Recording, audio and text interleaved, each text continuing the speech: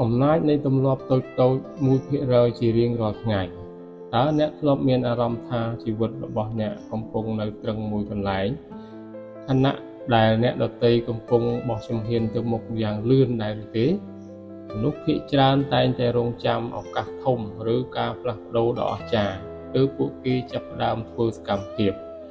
ប៉ុន្តែការពិតដ៏ជ្រាលជ្រៅនៃជោគជ័យមិនមែនស្ថិតនៅលើការលោតផ្លោះដ៏ធំម្ដងនោះទេតែវាស្ថិតនៅលើអំណាចនៃ1%ជារៀងរាល់ថ្ងៃសាកស្រមៃមើលបើអ្នកគ្រាន់តែព្យាយាមធ្វើឲ្យខ្លួនឯងប្រសើរជាងមុនតែ1%ប៉ុណ្ណោះក្នុងមួយថ្ងៃវាហាក់ដូចជាតូចតាចណាស់មែនទេការអានសៀវភៅតែ5ទំព័រការហាត់ប្រាណតែ15នាទីឬការរៀនពាក្យថ្មីតែមួយពាក្យនៅក្នុងថ្ងៃដំបូងអ្នកនឹងមិនឃើញមានអ្វីប្រែប្រួលឡើយនៅក្នុងសប្តាហ៍ដំបូងអ្នកក៏ប្រហែលជានៅតែមានអារម្មណ៍ថាខ្លួនឯងដដែលប៉ុន្តែនេះហើយគឺជាអន្ទាក់ដែលធ្វើឲ្យមនុស្សចាញ់បោះបង់ចោលពាក់កណ្ដាលទីគណិតវិទ្យានៃជីវិតបានប្រាប់យើងថាប្រសិនបើអ្នកប្រសើរឡើង1%រៀងរាល់ថ្ងៃ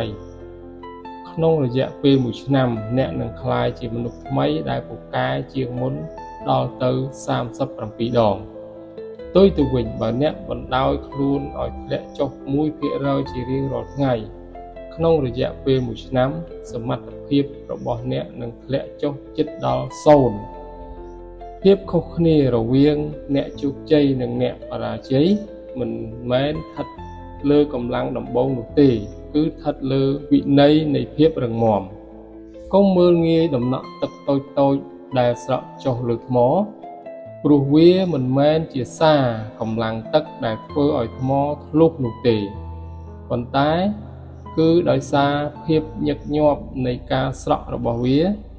ទម្លាប់តូចៗរបស់អ្នកក៏ដូចគ្នានៅពេលអ្នកសម្រេចចិត្តក្រោកពីគេងឲ្យលឿនជាងមុនបន្តិចជ្រើសរើសអាហារដែលមានសុខភាពល្អបន្តិចឬចំណាយពេលរៀបចំផែនការសម្រាប់ថ្ងៃស្អែកបន្តិចអ្នកកំពុងតែសន្សំដើមទុននៃភាពជោគជ័យដោយមិនដឹងខ្លួនបញ្ហាធំបំផុតរបស់មនុស្សយើងគឺយើងចង់បានលទ្ធផលភ្លាមយើងចង់ហាត់ប្រាណមួយថ្ងៃហើយចង់បានរាងស្អាតភ្លាមយើងចង់អានសៀវភៅមួយក្បាលហើយចង់ក្លាយជាអ្នកប្រាជ្ញភ្លាមនៅពេលលទ្ធផលមិនទាន់បង្ហាញឲ្យឃើញយើងក៏ចាប់ផ្ដើមអស់សង្ឃឹមសូមចងចាំថាឫស្សីចំណាយពេល5ឆ្នាំដំបូងដើម្បីដុះឫសនៅក្នុងដីយ៉ាងជ្រៅបំផុត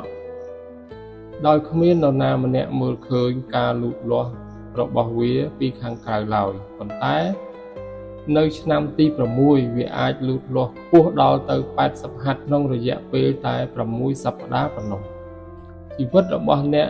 ក៏ដូចគ្នារាល់ការខិតខំប្រឹងប្រែងដែលអ្នកធ្វើនៅថ្ងៃនេះទោះបីគ្មាននរណាម្នាក់មើលឃើញ